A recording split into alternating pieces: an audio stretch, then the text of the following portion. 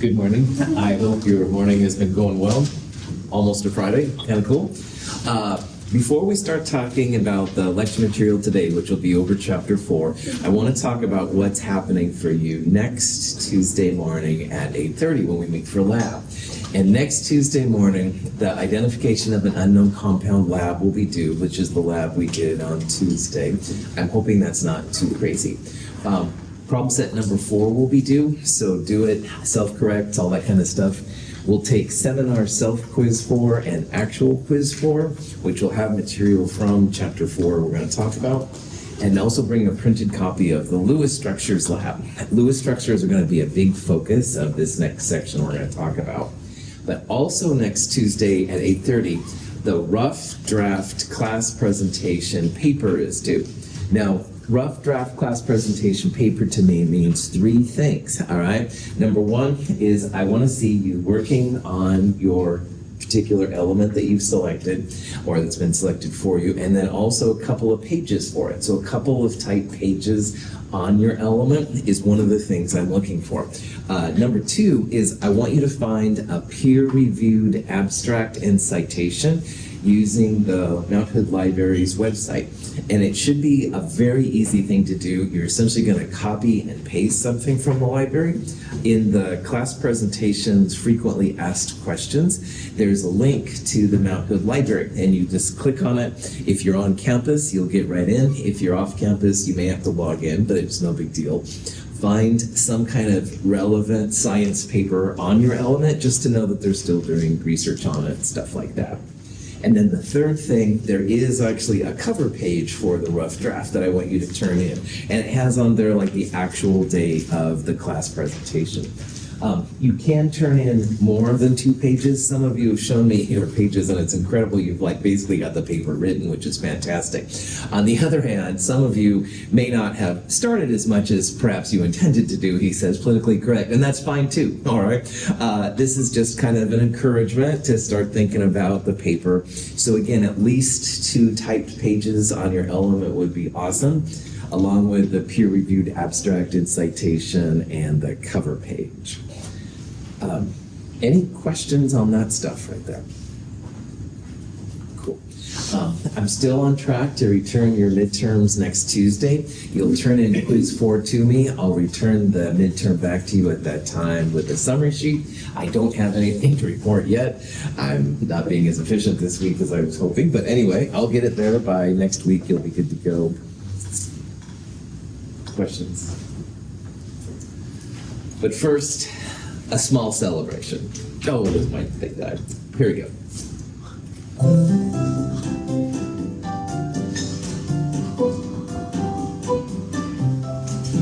Today, my friends, is October 23rd, and at 6:02 a.m. or 6:02 p.m. tonight, you are welcome to join me in celebrating National Happy Mole Day, because October 6.022 times 10 to the 23rd, 10 to the 23rd is October 10, 23rd today, 6:02 a.m., 6:02 p.m. kind of thing. So chemists around the world, of course, we get up and give out presents. No, it's kind of a fun, silly thing to do, but anyway, today is National Mole Day. This video goes on for quite a while with different mole references and stuff. I will let you determine here what you want to see and what you don't want to see. But I did want to say Happy Mole Day to you all, so. All right, don't ask any questions on it. Anyway, thank you, you made my day. All right, so back to the purpose at hand. All right, what we're going to do in this chapter, and also extend the next chapter, is we're going to start seeing more about how the molecules are stuck together. And some of you have asked, like on the polyatomic ions, like NO3 minus 1, why isn't it nitrogen minus 3, 3 oxygens minus 2 for like a minus 9 or something charge? And that's a really good question. So we're going to focus here on both ionic and covalent bonding more. And when you think as a chemist about ionic and covalent bonding, it's cool to know not only the structure, but like why is the structure as it is? So for example, here's boron trifluoride, BF3, and here's ammonia, NH3. And they both have one central atom and 3 outside atoms, but this one is actually flat. Well, this one looks like a little pyramid, all right? Why does it do it? Good question. Why is water a V? Why isn't it like straight across, all right? Why are ionic compounds, like metals and nonmetals, stronger than, say, the regular nonmetal covalent compounds? And these are all great questions. At the end of this section, and a little bit of next chapter too, when you look at a molecule like cocaine, just say no, kids, but if you look at cocaine or caffeine, which is my favorite, all right, then you'll understand like why these little molecules take these shapes they do. There's reasons for it, and that's what we're going to explore in these next sections. All of these things relate back to the chemical and physical properties of the molecules too, so we'll be able to better understand why they react as they do, knowing what their geometries are like, stuff like that. So first we're going to talk here about just the differences between ionic and covalent. And in an ionic bond, you have something giving up an electron and something accepting the electron. And most of the time it's the metal that gives up an electron, and most of the time it's the nonmetal that takes the electron. So we saw that group 1A is always positive 1, group 2A positive 2. On the other hand, those are metals. On the other hand, the halogens, group 7 minus 8, they're always minus 1. Group 6A, 6 minus 8 minus 2, etc., etc. So when you end up with something positive and something negative, it's a very strong attraction to each other. But on top of the sodium being attracted to the chloride, as you can see in this picture right here, they actually make elaborate 3D lattices. So it's not just like one purple sodium and one green chloride, but this sodium is attracted to another chloride on the opposite side. And there's one at 90 degrees on both sides. There's an up and a down. It's literally a three-dimensional network. So it's not like an individual NaCl, but you have a whole bunches of NaCls kind of getting on top. So when you want to break sodium and chloride apart, you have to break bunches of bonds. It's not just one NaCl bond, it's a whole bunch of them. And that's why ionic bonds generally are stronger than covalent bonds. Covalent bonds, which are usually just between nonmetals and nonmetals, are actually, though, really important too. They're not as strong. So for example, this is nitrogen N2. Nitrogen connects with another nitrogen. It is a strong bond, but it's not as strong as, say, sodium chloride. But life itself likes to have flexible bonds. So life needs bonds which aren't held as tightly all the time like sodium chloride is. So if you drink your caffeine, then it kind of does things to your body, all right? It doesn't have to make as much effort to break that ionic bonds. Now, most bonds can be described through either an ionic bond or a covalent bond. Most actual bonds in the real world kind of are drifting towards one or the other, but they may not be 100% ionic or 100% covalent. And if on top of all of that, there are other kinds of bonding that chemists talk about too. If you have a pure metal, you have what's called a metallic bond. If you have the metalloids, they actually use something called a metavalent bond, which is nothing we'll talk about here. For us in Chem 221 through Chem 223, it's just important to know if something is ionic or covalent. Those are the big ones. Pure metals would be metallic. We won't talk about those a lot, but if you're curious, that would be a fun one to know. Any questions? Okay. So we'll talk about ionic bonds first. Crystal of potassium bromide has a distinctive shape with perpendicular edges. This shape directly reflects the arrangement of the ions in the crystal lattice. The compound is composed of alternating potassium ions and bromide ions. The force that holds the positives and negatives together, its formal name is electrostatic forces. So instead of saying those strong positive and negative charges, the hip scientists will say electrostatic to represent them. And they're so strong that sometimes what you have on the atomic level is actually represented on the macroscopic level. And actually here at Mount Hood, this is a potassium bromide crystal. You can actually see there's like nice sheets of them. They're very, very rigid and crystalline per se. And that reflects the orientation of the potassiums and bromides on the atomic level, which is kind of cool. Now, we're going to talk about on the next slide something called Coulomb's law. And if you've taken physics before, Coulomb's law is really helpful when you want to find the force between opposite charges. We're not going to actually calculate anything with Coulomb's law, but we'll talk about how Coulomb's law affects the strengths of bonds and stuff like that. So this thing right here is called Coulomb's law. And in physics, you can calculate the newtons, which is a unit of force that happens between positive and negative ions. So you could have like a sodium plus and a chloride minus coming together, and you can actually figure out how strong it is. We're not going to do that in this class. However, we're going to look at Coulomb's law.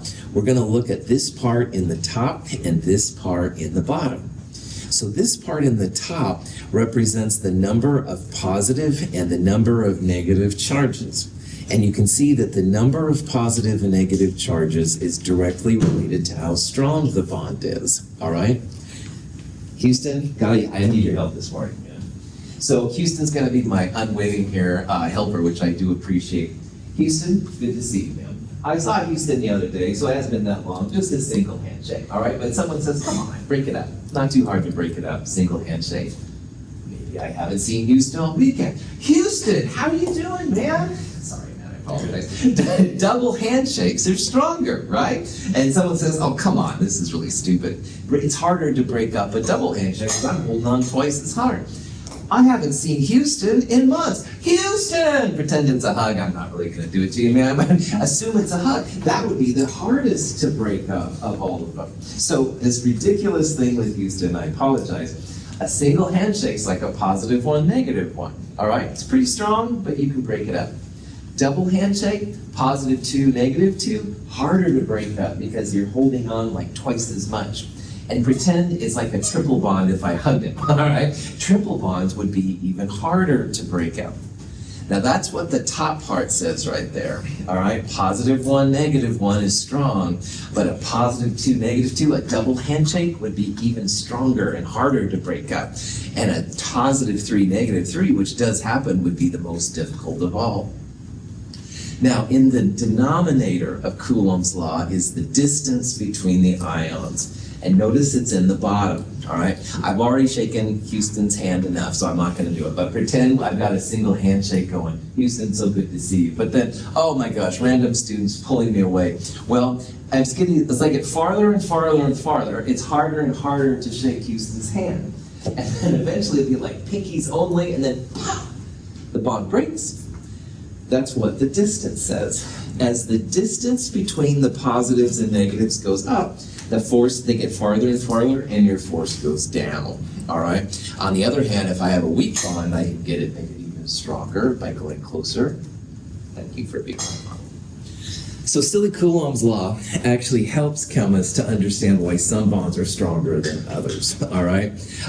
Down here you can see a picture. This is the diameter, this is the D. It's between the central part of the cation and the anion.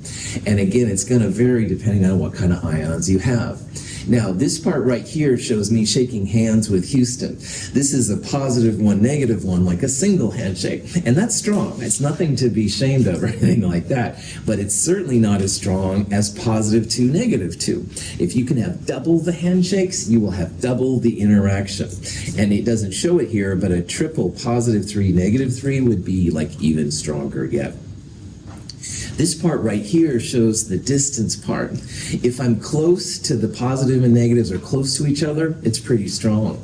But as they get farther and farther and farther apart from each other, as this distance gets bigger, your force gets weaker, the bond gets weaker, all right?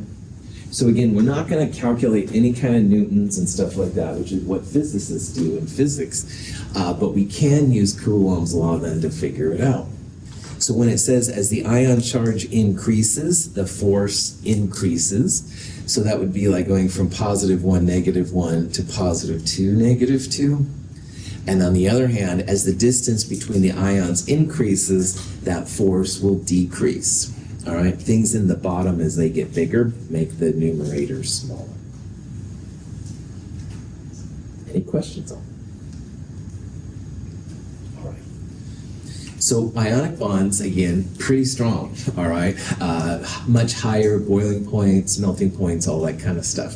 But most of what we're going to do in Chapter 4, and Chapter 5 for that matter, is we're going to talk about the other kind of bonding, the covalent bonds. Atoms have three distinct electrostatic interactions with each other. The electrons repel. Similarly, the nuclei repel each other. Finally, the electrons on each atom are attracted to the nucleus of the other atom. When this attractive force is greater than the combined repulsive forces, a chemical bond forms. The energy of two atoms varies with distance, according to the interplay of the attractive and repulsive forces between them. When a covalent bond forms, which is a bond between two nonmetals, on one level, it's amazing they form at all. Because if you look at this little picture right here, there's lots and lots of things that keep the bonds from forming, all right? So as an example of that, these blue lines are the electrons. And as electrons from the separate atoms come together, they repel. That's going to keep the bond from forming. Also, the nuclei, the positive nuclei of each atom will also repel.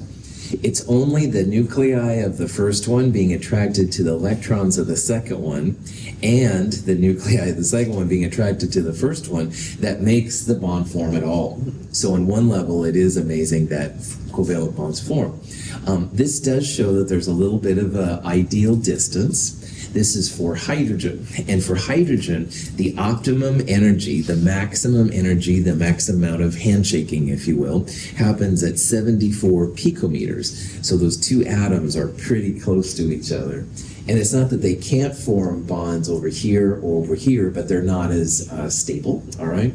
And most of the time in this one, we're going to talk about stable things. Questions on any of these?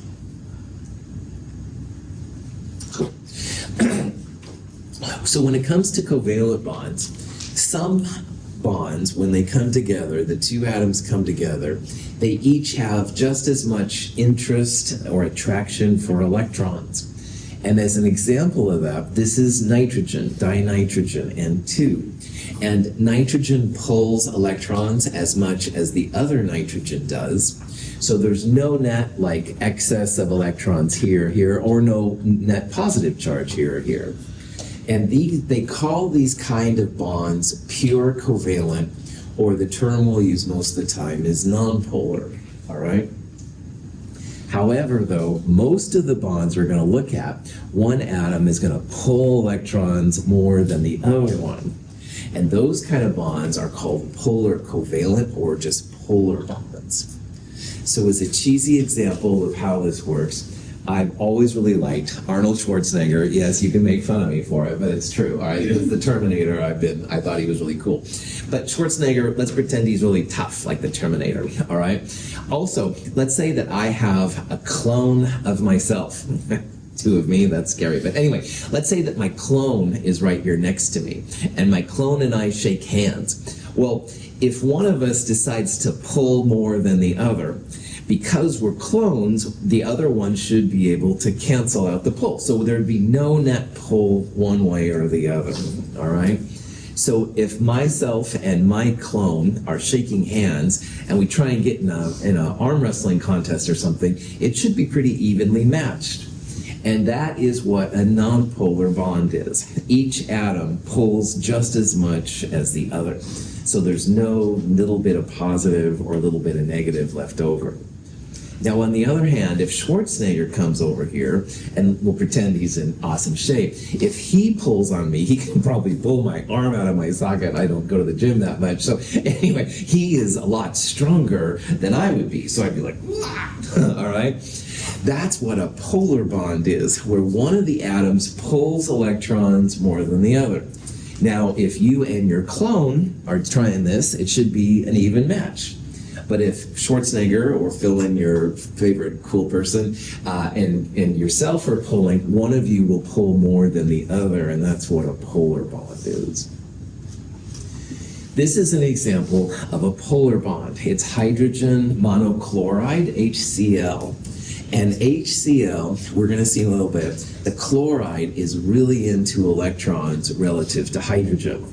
So this would be like me, and this would be like Schwarzenegger, all right? Schwarzenegger pulls electrons, pulls me more than I can pull him. This is an example of a polar bond, all right? The electrons are going to be a little bit more towards the chlorine than they will the hydrogen. So sometimes in chemistry, we'll use symbols like this. This is a lowercase delta. It's a Greek symbol. And delta plus means the part that's a little bit more positive, and delta minus means the part that's a little bit more negative.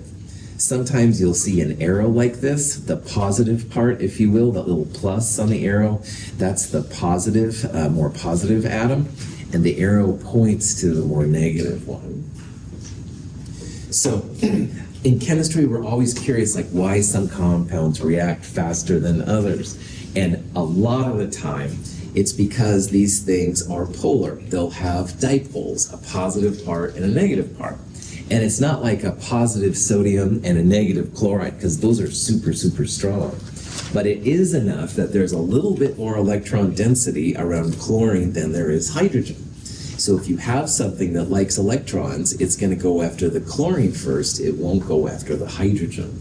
That's kind of the stuff we're leading up to right now. So in a nutshell, if you have two atoms in a bond, all right, if they're the same kind of atom, it'll be nonpolar. They'll pull evenly. But most of the time, the atoms will be different. Hydrogen and chlorine, hydrogen and carbon, chlorine and fluorine, whatever, all right? Those are all going to be polar. One of them's going to pull electrons more than the other one.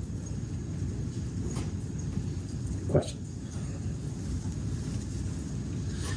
This is actually used in biology, DNA analysis of things. They use electrophoresis. I'm not an expert on electrophoresis, but I do know that because DNA is polar, they can align the DNA molecules. So what you can do is have an electric field, all right, like a positive and a negative. And polar molecules will align with the positives and negatives. So if this is the positive field, the white side must be the negative dipole. Opposites attract.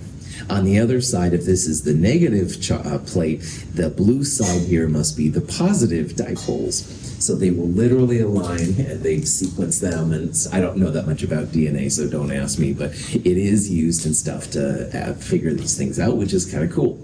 Now, on the other hand, if you put something non-polar in, and there's a lot of non-polar compounds too, by the way, they just kind of sit there and say, are we supposed to do something? Because there's no positives, no negatives. There's no positives to be attracted to the negative side. There's no negatives to be attracted to the positive side. So you can actually measure if something is polar or non-polar, depending on things like that. So a person named Pauling, Linus Pauling, created what's called an electronegativity scale. An electronegativity scale, or electronegativity, was something I mentioned at the very end of chapter 3.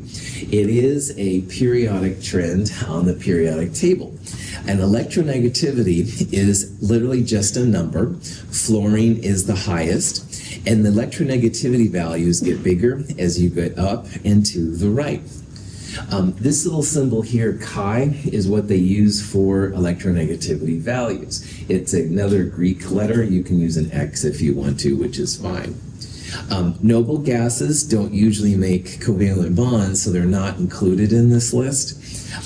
But so fluorine is the highest electronegativity, and generally as you go up and to the right on the periodic table, knowing that fluorine is the maximum, that's a cool way to figure out which one is the most electronegative.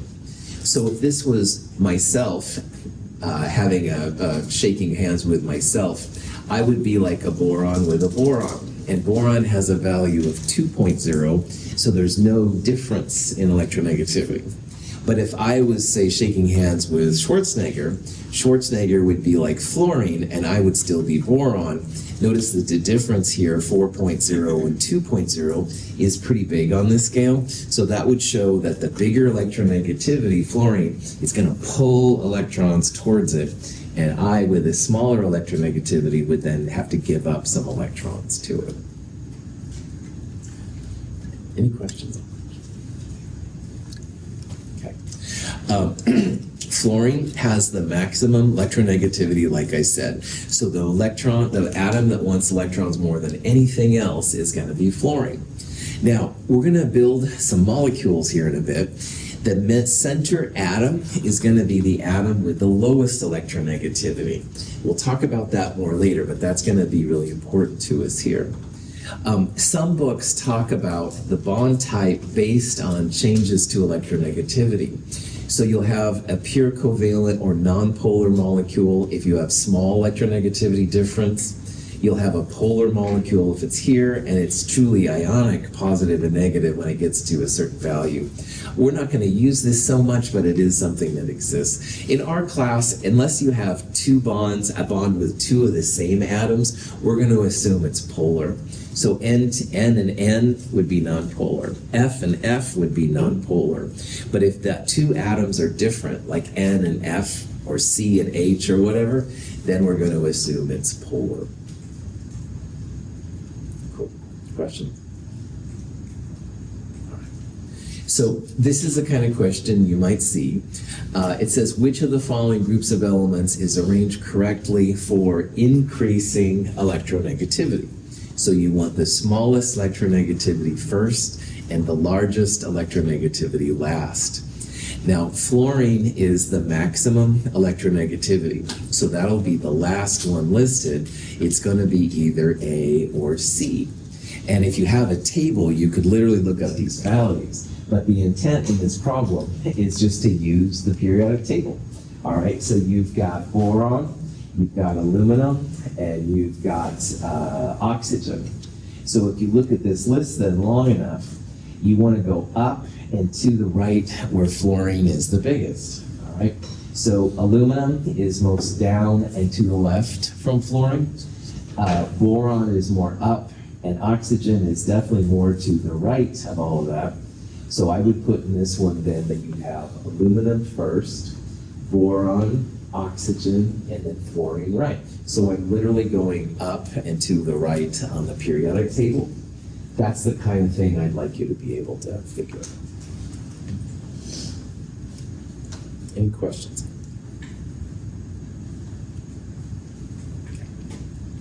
Here's kind of an interesting use of electronegativity. So here are two bonds, an OH and an OF. And the question is, which one is more polar? If they have a handshaking contest, which one's going to pull the electrons towards it more? And which atom will it be? And to answer a question like this, if you use that table, this is a really cool way to do it. So from the table, oxygen is 3.5, hydrogen is 2.1, and fluorine is 4. So the change in electronegativity, which is usually just an absolute value positive, would be 1.4 for OH, and it would be 0.5 for OF. Now, both of these delta electronegativities are pretty good, so they're both polar. But if you look at this long enough, another interesting thing happens. The larger electronegativity means that's going to be the one that's pulling electrons towards it. So in OH, the oxygen is going to pull electrons away from the hydrogen. So we would give it this little delta minus symbol, while hydrogen then would be the delta plus. It's going to give up little electrons. But with O and F, F has the largest electronegativity. So F is going to pull electrons towards it, and oxygen's actually going to be a little bit positive. So the polarity is reversed. Like in OH, oxygen pulls electrons more. But in OF, fluorine pulls electrons more than oxygen. Oxygen's actually a little bit positive. So, any questions? Okay, so this question then says, which of the following would have the greatest bond polarity? So bond polarity again means which one has the biggest delta chi, the biggest difference. And if you if you have a table of values, that's awesome. You can look up the actual numbers. But I'm not intending for you to do that here. What I'd like for you to do here is if you're looking for the biggest bond polarity, you want the biggest difference in electronegativities, so you want them as far apart on the periodic table as possible. And an interesting aside then, the fluorine-fluorine bond, fluorine is the most electronegative of all. But if fluorine is pulling on fluorine, it's like Schwarzenegger pulling on a clone of Schwarzenegger. They cancel each other out. So this one actually has no difference in electronegativity. They would not share electrons. So if you look at all of these then, you want the farthest separation on the periodic table. And K, potassium, is a metal. It's way over on the left. Fluorine, the most electronegative, on the right. That's definitely the biggest change of electronegativity. So we would say the biggest bond polarity here would be KF. You just look for the farthest atoms barred on the periodic table. Any questions on that? So Lewis, G.N. Lewis, was one of the first great American chemists. Lewis, in the first United States was still getting it together, but Lewis and another guy named Gibbs, who we'll talk about later, both came on the scene, and they're both considered some of the greatest first American chemists, whatever. Anyway, we'll talk about Lewis in several contexts throughout this class. However, right now, what Lewis did, which is the biggest thing I think Lewis is known for, is he created a way to map out where electrons are in a molecule. And we call this system now, we're going to draw a Lewis electron dot structures, or Lewis structures. And the whole lab next week is on Lewis structures, so this is a big thing, all right? But Lewis structures are great because it allows you to see where electrons hang out more, where electrons hang out less. You can make predictions as to how molecules will react and stuff like that. Now, in the Lewis structures, we only look at what are called valence electrons, and those are the outermost electrons on an atom, and we'll talk about how to figure that out. And those valence electrons will be distributed as both bonding pairs and lone pairs. So when I was shaking Houston's hand earlier, that was like a bonding pair, all right? Like Houston used an electron, I used an electron, i.e. a hand, and we made a bond like that. That would be a bonding pair. But a lot of times these atoms, they want to keep both electrons to themselves. That's what a lone pair is. So bonding pairs and lone pairs will be part of the Lewis structure. Let's check it out. Now, in the periodic table, elements in the same column have similar reactivities. So like all of the group 1A metals are positive 1, and all the group 2As are positive 2, and the halogens are all minus 1, etc., etc. And the reason they're the same reactivity, it's mostly due to the outermost electrons, which are called valence electrons. So knowing how many valence electrons an atom has can be really important. And these Lewis structures are only built with valence electrons. Now, the main group elements, which are the A groups on our periodic table, the valence electrons literally just equal the group number, all right? So carbon is one we'll talk about a lot. Carbon on our periodic table is group 4A. The 4 is what we want. 4 means that carbon has 4 valence electrons. So when we build Lewis structures with carbon, we're going to deal with those 4 electrons.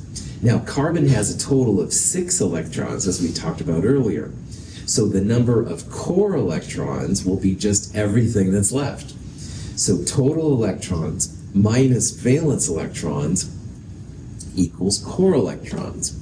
So carbon has 2 core electrons, and those electrons are so deep in the atom, they are not reacting, they don't make structures with other atoms. Bromine is number 35 on the periodic table, but for this discussion, we want to know that it's in group 7A. So if it's group 7A, that means it has 7 valence electrons. And all the other electrons, 35 minus 7, 28 in this case, those are core electrons. They're deep in bromine, and those protons are holding onto those electrons so tightly. The only electrons that will make bonds are going to be these 7 right here. This is an example of an electron configuration for sodium. We talked about how it was 1s2, 2s2, 2p6, 3s1. And if you think about the noble gas configuration, it would be neon 3s1. It's the outer electrons, usually the higher end, which are the ones that react. So sodium in group 1a has one valence electron. It's the 3s1. And all the other electrons, the 1s2, 2s2, 2p6, those are core electrons, and they just kind of sit there. So the punchline of this slide, number of valence electrons equals the group number. Any questions on that? Okay, so here's a question you might see. How many valence electrons in phosphorus? Okay. So phosphorus on the periodic table is number 15. 15 is the total electrons, though. We can use the group number, which is 5 in this case.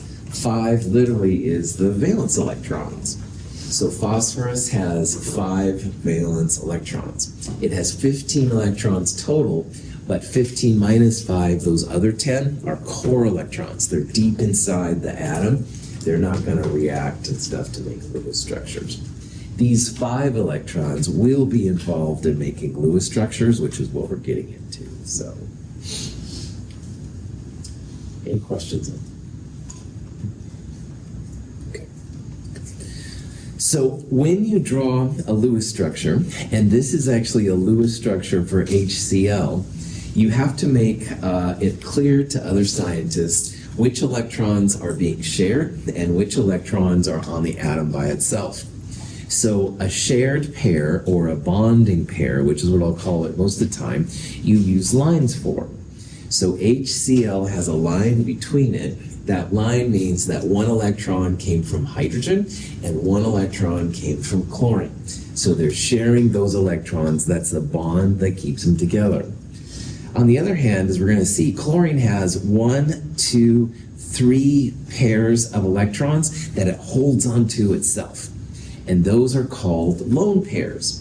Chlorine is not going to share those electrons with hydrogen for good reasons in this case. But anyway, those are electrons exclusively on one atom not being shared. So it's really important in this stuff we're going to get into that your shared pairs or bonding pairs are written as lines, all right? If you've seen it done as dots, don't do it, all right? Only lines for bonding pairs. On the other hand, the lone pairs you need to draw dots for. Don't draw lines, all right? Once in a while I've seen people do this. They flip them or something like that. The standard way, the convention, and the way I want you to use, bonding pairs are lines and lone pairs are dots. Any questions on that? Okay. A lot of times, not all the time, but a lot of times, on an atom like chlorine, the lone pairs plus bonding pairs will equal 4. And we'll talk about this more later. So around chlorine, you have 1, 2, and 3 lone pairs and 1 bonding pair. 3 plus 1 is 4. Once in a while in this class, I babbled about how the noble gases are like the cool kids in the back of the bus, and everybody wants to be like them. 4 pairs would be 8 electrons, which is what most of the noble gases have. So most of the time, these atoms will try to follow some kind of noble gas. So chlorine, 3 plus 1, 4, that's its noble gas. Now hydrogen is sharing 1 pair, and hydrogen sharing 1 pair would be 2 electrons, which is kind of like a helium configuration, which is its nearest noble gas. Hydrogen is happy with only 1 bond. That gives it the noble gas helium configuration. But most of the atoms we're going to see, they'll have 4 pairs around them. And we'll talk about that more here in a little bit. Any questions? All right. Another pattern that exists for most of the molecules is that for groups 1A through 4A, the number of bonding pairs equals the group number. Now hydrogen is in group 1A, so its group number is 1, and in HCl, sure enough, 1 bond, all right? This is a rule of thumb. It's not perfect, but it's an overall thing we'll see most of the time. Now, for groups 5A through 8A, the number of bonding pairs usually is 8 minus the group number. So chlorine is in group 7, 8 minus 7. It's going to be really happy with one bonding pair. Now, this isn't 100%, all right, but more often than not, these rules exist really well. In Chem 104 or even Chem 151, this was always the rule, all right? But in Chem 221, which is the big kids class, we will see some exceptions to these. But overall, groups 1A through 4A, the number of bonding pairs will equal the group number. 5A through 8A, 8 minus the group number. Now, and again, most of the time, except for hydrogen and a couple of other exceptions, which we will talk about, bonding pairs plus lone pairs equals 4. They call this the octet rule. This is the fancy name of why the atoms want to be like the noble gases, the cool kids on the back of the bus. If you have a filled octet, it doesn't allow for a lot of other interactions, like the other things won't start reacting with you and stuff. This isn't always the case in this class. We're going to see exceptions. But more often than not, all of these things will apply. And I'll try to point out some exceptions as we see them. So, any questions? All right. So, let's build a Lewis structure. Woohoo! Been talking about it? Let's start doing it. Good. Ammonia. Stinky. No, anyway. Ammonia is in a lot of household cleaners. You can buy it at Fred Meyer's and Home Depot and stuff like that. Ammonia is NH3. So let's build a Lewis structure for ammonia. Let's see what it looks like. All right. So you have to know the formula, of course. Ammonia is NH3. First thing you want to do, count valence electrons. Nitrogen is in group 5A. How many valence electrons does it have? 5. That's right. So nitrogen has 5. We saw earlier that hydrogen is in group 1, so that means 1 valence electrons, but there's 3 of them. So if you count them all up, there are 3 hydrogens at 1 valence each, plus nitrogen at 5. That's 8 valence electrons. But most of the time in these Lewis structures, we're going to talk about lone pairs and bonding pairs. So if you take 8 and divide it by 2, there's going to be 4 pairs of electrons in the structure for ammonia. These will be the pieces of glue, if you will, that hold the structure together. Without the glue, the hydrogens would drift away from the nitrogens and they'd all do their own thing. So these 4 pairs are going to be like our glue strips that hold the atoms together in the molecule. So speaking of keeping the molecule together, next thing we got to do is we have to figure out what atom is going to be the central atom. Now, in most of the time, the central atom is going to be the atom of lowest electronegativity. So fluorine, the most electronegative, I don't know of any molecules where it's the central atom. It's way too into electrons. But the other thing is that in a Lewis structure, you can't have hydrogen in the middle. Hydrogen only has 1 proton, so it doesn't have a lot of pulling power to it. So in this case, in NH3, if it can't be hydrogen, it has to be nitrogen. And nitrogen's not always happy doing it, but it's the best option here since hydrogen is an electron-less that can't handle it, okay? So in this next part, we're going to have nitrogen in the middle, and you're going to draw the hydrogens just around. And you can draw them like on top or on the bottom or left side or right side. It doesn't really matter.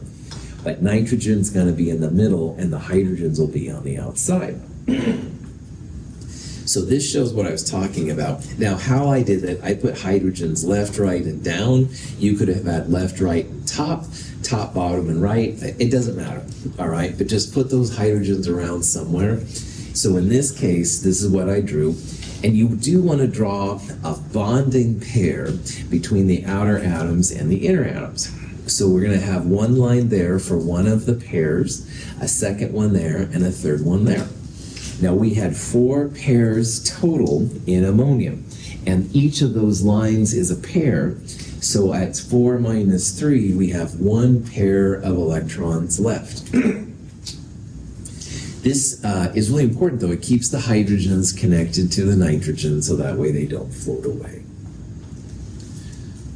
Any questions on any of this so far?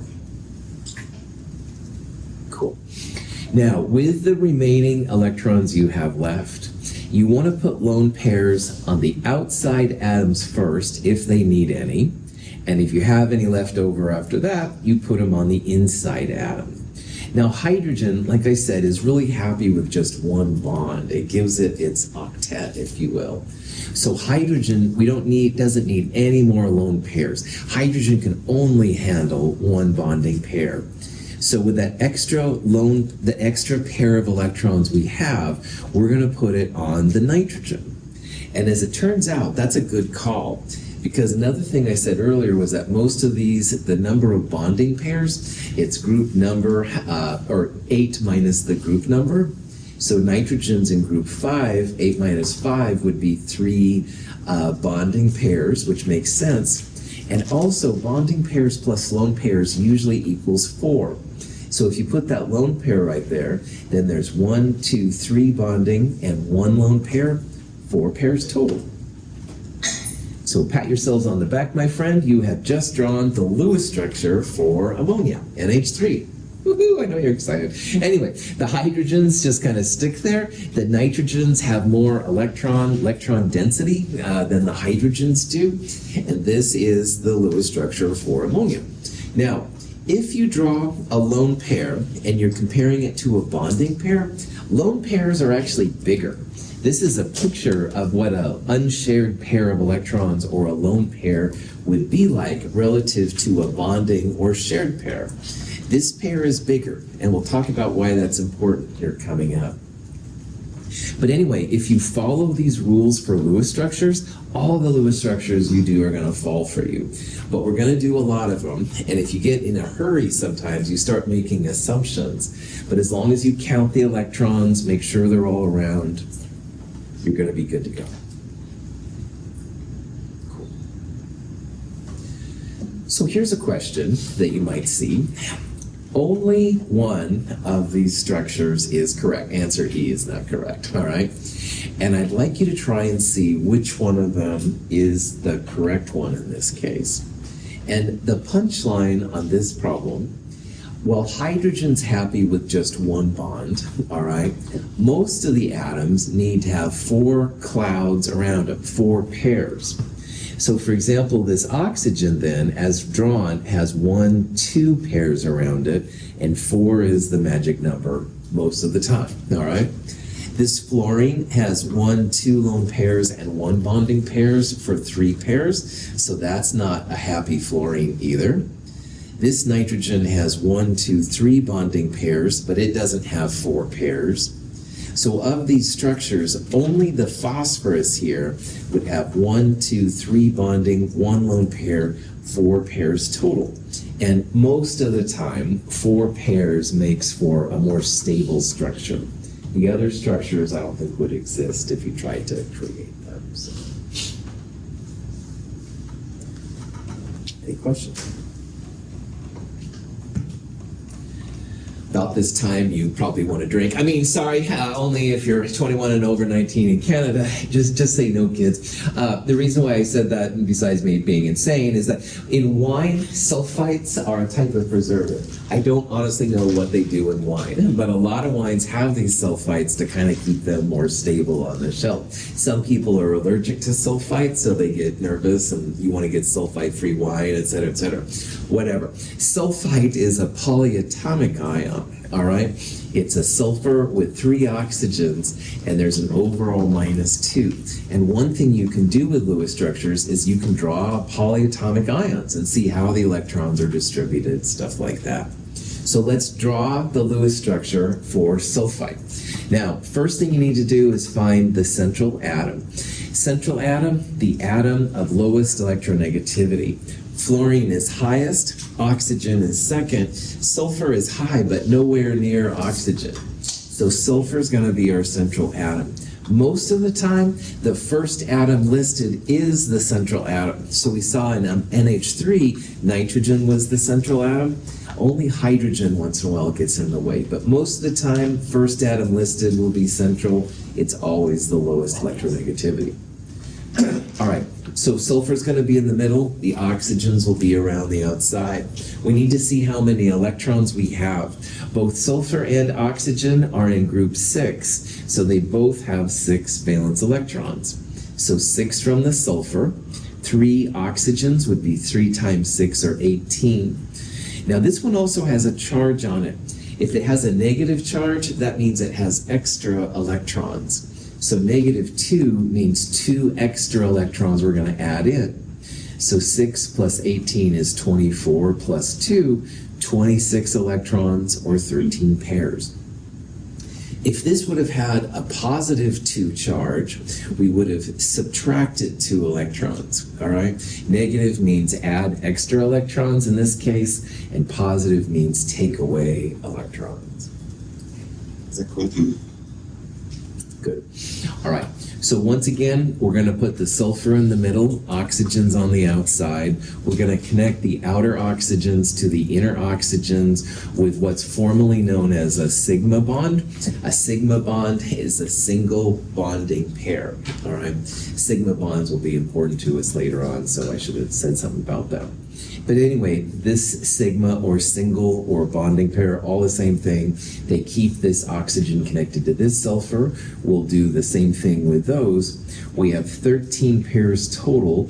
I drew 3 bonding pairs. So 13 minus 3, there's 10 pairs of electrons left.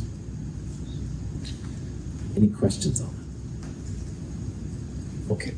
Now, with the remaining pairs, what you want to do, you want to put the remaining pairs on the outside atoms first, and if there's any left over, you put them on the inside. Now, earlier we talked about how the octet is so important. The outer atoms need to have 4 pairs. So we're going to make sure that each oxygen has an octet first by giving it some lone pairs, and if there's any left over, we're going to put them on the sulfur. So if you do that, for the first oxygen to give it the octet 4 pairs, we're going to give it 1 lone pair, 2 lone pairs, 3 lone pairs. So 3 lone pairs plus a bonding pair, 4 pairs total. That oxygen now has an octet, which makes it more stable. That's 3 of my 10 pairs. I'm going to put another 3 lone pairs here to make that oxygen happy, and another 3 pairs to make that oxygen happy. That's 9 pairs total, and we had 10 pairs to put down. So the 10th pair is actually going to be put right there on the sulfur. So this is the Lewis structure for sulfite, all right? It's not a sulfur -2 and 3 oxygens -2. These bonds are all covalent. They're all being shared, all right? But to make everything have octets, we do need an extra 2 electrons. That's why sulfite has a -2 charge relative to other things. Any questions on that? Sulfites in wine can be a big deal, and people sometimes do, as I say, worry about the amount of sulfites. So if you know of someone that has a sulfite allergic reaction or something like that, usually the organic wines, I guess, are better. They have the lowest amounts of sulfites. Again, I don't even know what sulfites do. These numbers right here are all parts per million. It's a pretty small amount of sulfite in wine, but it's enough to cause allergic reactions, so kind of important. Another thing too, this is a negative ion, and a lot of times when you have a Lewis structure, people will draw square brackets like that and put the charge outside in the upper right hand corner of it. So if you see this kind of nomenclature, it's no big deal. Now in this drawing, it's like, like a triangle kind of you're drawing. That's okay. I'm using just 90-degree and 180-degree angles. There's a reason why this person drew it this way, and we'll talk about it soon. And then finally, later on today, we're going to talk about formal charges. This structure is a little bit more stable when you have a second bond between the sulfur and oxygen. And I'll talk about this here later, but for right now, what I want to point out is that if you see the square brackets and the charge, this is oftentimes accompanied with a Lewis structure. So, questions? Okay, We'll start carbon dioxide in a minute, but this is probably a good place to take a break. It's about 9:25, so at 9:30, I'll start back up. Stretch your legs. We'll do this here in a little bit.